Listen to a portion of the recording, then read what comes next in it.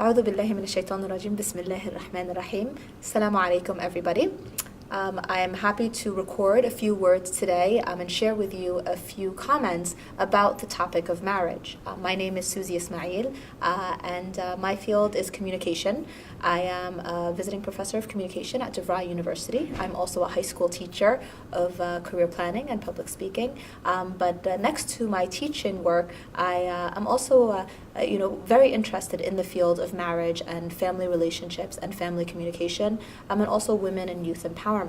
So along that line of work, I do quite a bit of counseling regarding family communication and marriage counseling as well, couples counseling, couples therapy, in terms of improving communication skills and really helping couples understand the importance of communication within their relationships.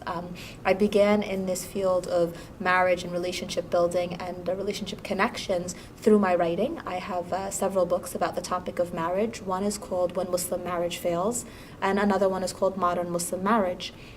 And in both of those books, I had the opportunity to really research couples around us in our communities to try to understand what is happening in our marriages today. Because we are definitely facing a marriage crisis in the Muslim American community and of course in the community at large. But my focus was mostly on what was happening around us in the Muslim American community.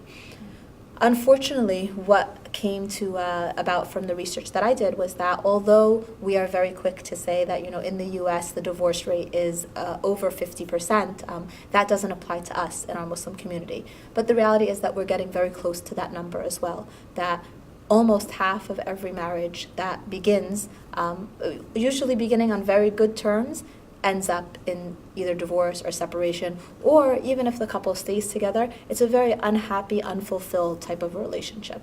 So the question is why? When we look at the Islamic understanding of marriage and the hikmah, the wisdom behind why marriage is something that's very sanctified in our deen, in our religion, and we understand that marriage as described in the Quran is a relationship that is supposed to be built on mawaddatan wa rahmah. And mawaddatan wa rahmah are the terms of love and mercy, or care and mercy. And this care and mercy is what we often see lacking in relationships today. Many relationships begin along the lines of the Hollywoodized or the Bollywoodized notions of love, of this idea of I need to find someone who's going to complete me. I need to find someone who, when I look at that person, I see, hearts and stars and butterflies and, the violins start playing. And while that emotion is a very real emotion, and it's an emotion that we do like to feel as human beings, the reality is that emotion enough is not going to sustain a successful, healthy marriage. And the pitfall of falling in love in the westernized sense of the word, in the mediated sense of the word, in the sense of the word that we see in movies and music and the popular novels these days, is that when we are falling in love with that initial feeling, that initial emotion, that spark, that excitement, it's really more of a feeling that is going to fade. It's not a feeling that's going to be long-term. So how do we change our marriages? How do we fix our relationships? How do we get to the point where we can have healthy marriages that follow the sunnah of the Rasul sallallahu alaihi wasallam, that really meet the requirements of a successful marriage Islamically, which is one that's built on mawaddatan wa rahmah? We go back to the beginning. It begins with our choice of spouse. It begins with us understanding that if we are in a position in our life where we are looking for another person to complete us, or we are looking for another person to make us happy, then we are not ready to be married. Because marriage requires two complete individuals, two people who already feel like they're whole, two people who know themselves, two people who know where they're going, who are marrying for the sake of Allah subhanahu wa ta'ala. And when you marry for the sake of Allah subhanahu wa ta'ala, that doesn't mean that you shouldn't have feelings for the person. It doesn't mean that you shouldn't want to spend the rest of your life with that person. But what it means is that you want to spend the rest of your life with that person in the halal way, in the way that Allah subhanahu wa ta'ala has sanctioned, in a marriage that is built on the focus of not only living with this person in the dunya, but also walking into Jannah, inshaAllah, hand in hand with that person. And having that person be the one who pulls you up, just as you pull him or her up as well throughout that journey of life. So the reality is that even if you enter a marriage with those goals and you choose the spouse based on the advice and the requirements that we have in our deen, and you follow the sunnah of the Rasul sallallahu alaihi wasallam, sometimes things will still go wrong. And that's the reality of marriage. So many times we seek that companion, or we look to our marriages as a place where everything should always be right. But the reality is that we don't live in a perfect world. And so there's no such thing as a perfect marriage. And there's also no such thing as a perfect person. And just as you have your flaws, the person that you will marry or the person that you are married to will have their flaws as well. But when you love someone for the sake of Allah subhanahu wa ta'ala, Allah subhanahu wa ta'ala fills in your heart this blessing of barakah, that when you look at your spouse, the beauty of their personality, the beauty of their iman, the beauty of their piousness, the beauty of their connection to you shines through and covers those flaws. Or even if you do continue to see those flaws, you recognize that this is not what makes the full person. And this is what love for the sake of Allah subhanahu wa ta'ala means. It means, yes, marrying a person that you're comfortable with, that you can connect with, that you can talk to, but also knowing that there is something beyond just the person that's in front of you, that there's something that's more to the marriage than just two people connecting. So that's the first step, really setting the foundation, understanding yourself and knowing yourself before embarking on the journey of seeking a spouse. Because so many times we spend a lot of effort focusing on, I need to know this person, I want to get to know him or her before I get married to them. But the reality is that in our society today, the highest percentage of divorces actually happen between people who have been dating or who have lived together for 2 or more years prior to marriage. So that means the longer you think you know someone, the less likely your marriage will succeed. So knowing someone is not the key to a successful marriage. Knowing yourself is much more important. Knowing what's important to you, knowing what you're willing to compromise on and what you will never compromise on, knowing your faith, knowing the rights and the responsibilities from an Islamic perspective, and then knowing how to communicate, how to connect with another person from the perspective of both the dunya and the deen, being able to connect those two. So the first step, as I said, is finding the pious spouse, finding the right spouse, and going through the selection process in a way that follows our deen, but still allows you to know that this is someone that you will be comfortable with. In the Center for Muslim Life, which is a marriage facilitation platform, some of the work that I've done in the past, and we're embarking on a new initiative now that is soon to be launched, so stay tuned for more information about that.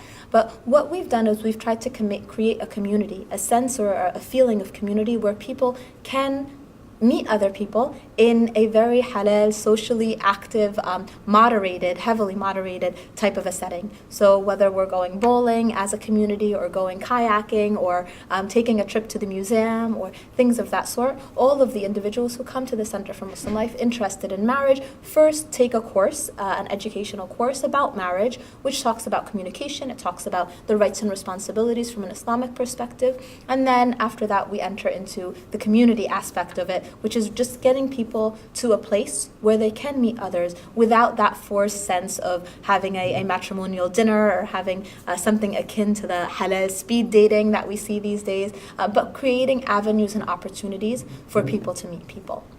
So now you've met the person, you feel like this is the one that you want to marry, you begin your marriage. What could go wrong? So many things. The question should be, what could go right? And when you look at the ayah in the Quran that's often written on the top of wedding invitations from Surah Ar-Rum that describes the marriage relationship, at the end of the ayah says, and in that there are signs for those who believe. So marriage itself is a sign. It's an ayah from Allah subhanahu wa ta'ala, a miracle in itself for those who believe, for those who think. Because when we think about marriage, we realize that you are taking two individuals from two completely different worlds, from two completely different cultures often, from two completely different families, and you are connecting them and asking them to live together. And in that there is an ayah, there is the miracle of Allah subhanahu wa ta'ala that any marriage even does work and does succeed. Also in that ayah, we see that the marriage relationship is described as a place of serenity. لِتَسْكَنُوا إِلَيْهَا. That means to live in peace, to find rest within the marriage. And so often we want our marriages to be a place of excitement, a place of passion, a place where there's fireworks all the time. And that's not reality. That's not what our marriages are supposed to be. When we marry, we should marry to find that tranquility, to find that place of rest, to find that connection with someone, whereas we're running around in the world and, getting tossed left and right and being put down and really experiencing the hardships of the world, we have that home to go to where we find tranquility and rest. So after we've entered into the marriage, one of the many concerns that will often occur are family concerns. Of course, these are two families that are coming together, not just two individuals. And in every family, there's often that feeling of, my son could have done better. My daughter could have done better. Maybe this one did this and this and that, and that's offensive to me. And a lot of times it's important for us as Muslims to understand that as much as we must respect our parents, as much as we must never utter even uff to our parents, there also has to be an understanding that when you enter into the marriage relationship, you are starting a new family. الرجال قوامون على النساء. That ayah means the men are the protectors of the women, which means that as the male in the relationship, there has to be a protection of the new family. And as the female in that relationship, there has to be a connection with the one who is the protector of the new family. So it should never interfere in terms of your relationship with your parents. It shouldn't necessarily make you in any way feel like you have to disrespect your parents in this new marriage, but there also has to be boundaries drawn that both parents would benefit from understanding that this is a new relationship, and the children themselves need to benefit and understand that this is a new relationship. So finding that balance, drawing the boundaries, understanding that you're creating a new family, and that new family's success is really dependent on those foundational years of how you connect with one another. The next problem that we often see in the couples counseling that we carry out has to do, unfortunately, with something that's very rampant in our society today, but that we don't talk about quite enough, and that is the problem of infidelity. So today we live in a society where communication has become very accessible, yet unfortunately we see couples communicating less and less with one another and more with others. So whether it's in the workplace, kind of getting too friendly with coworkers, or within the community itself, the accessibility of individuals through email, through the internet, through social media, through Facebook, through Twitter, it's very easy to start a relationship without any intention of starting a relationship outside of marriage. And we see people getting sucked into this starting of a relationship. And again, shaitan comes to us in the strangest of ways sometimes, and then in the subtlest of ways, without even really recognizing what's happening. And unfortunately, this open communication with people outside of marriage today has led to a lot of difficulties within our marriages. Another difficulty that we are seeing quite a lot of actually has to do with rida, a lack of contentment, a lack of being satisfied with what Allah subhanahu wa ta'ala has written for you. And this can manifest itself in many different ways. One way that we often see is an issue of finances. We live right now in very difficult economic times where people are losing their jobs, where people are struggling to make ends meet, where interest is sky high and people are finding themselves in debt, whether it's from their student loans or from the lavish wedding that they threw, which could be a whole topic for another lecture. And with this economic downturn, people are struggling with their finances and not living within their means. And again, a lack of contentment, a lack of rida can cause the spouses to quickly point fingers and blame one another for their unhappiness or for their feeling of inadequacy. Another element that comes along with that feeling of inadequacy is often when a couple first gets married, they have grand plans for what their life is going to be like. So they plan out, after we get married, I'll start working in this company. After I work for 2 years, I'll go back and get this degree. After I get this degree, we're going to have our first baby. Then we're going to space our children out 2 years apart, and we'll have Ahmad and Muhammad and Amina and, the house with the white picket fence. And unfortunately, as much as we might plan, Allah subhanahu wa ta'ala, of course, and this is fortunately, Allah subhanahu wa ta'ala is the best of all planners. But the unfortunate part is that often we're not ready to recognize that as much as we may plan for our lives, it may not be written for us to have Ahmad and Muhammad and Amina. As much as we might plan, it might be written for us to have 6 children instead of the 2.2 that we initially thought we'd have. And again, that contentment has to come into play, that recognition that there is a sense of tawakkul involved in marriage, which is understanding that as much as you can commit to all of the actions that you are required to do, that you have to take the steps in life to strive, to commit to the sa'i or the striving of the difficulties in this dunya, there also has to be that sense that at the end, Allah subhanahu wa ta'ala is the best of all planners. And that is tawakkul. So along with that lack of rida, we've talked about a couple of problems so far. First, the problem of selection of spouse, of knowing yourself rather than trying to know somebody else. We've talked about issues of infidelity and a lack of communication with the spouse, yet instead communicating with others outside of the marriage and communicating in ways that may eventually lead to inappropriate types of relationships. We've talked about the lack of rida, the lack of contentment in terms of finances or in terms of children and rizq. And of course we know al-mal wal-bununa, that zinatul hayat ad-dunya, which is the children and our wealth, are the adornments of this dunya. And whether or not we are given these adornments, we have to consistently remind ourselves that this is from Allah subhanahu wa ta'ala. If something is withheld from us, it is good. And if something is given to us, it is good. And we must also always seek to strive to see that good in our relationships. And I think that really sums up the last of, and of course there's many, we could spend quite a bit of time talking about the marriage crisis and what's happening, but that sums up some of the bigger issues that we often see. In the end, I think everything is tied back to, in having that successful marriage relationship, it's always bringing it back to the source, the core. Why did you get married? If you married to please Allah subhanahu wa ta'ala, then everything you do within that marriage will be a form of pleasing Allah subhanahu wa ta'ala. And in pleasing Allah subhanahu wa ta'ala, of course, we as humans will gain the greatest pleasure. And you can take all the marriage classes in the world, you can read all the marriage books in the world, but at the end of the day, if you are not constantly making dua, if you are not praying for the barakah within your relationship, then following all those rules will not mean a thing. So take the action, strive to get your marriage to that point where it is successful, where it is that place of tranquility, where your heart truly finds rest, but also keep in mind that Allah subhanahu wa ta'ala is the best of all planners.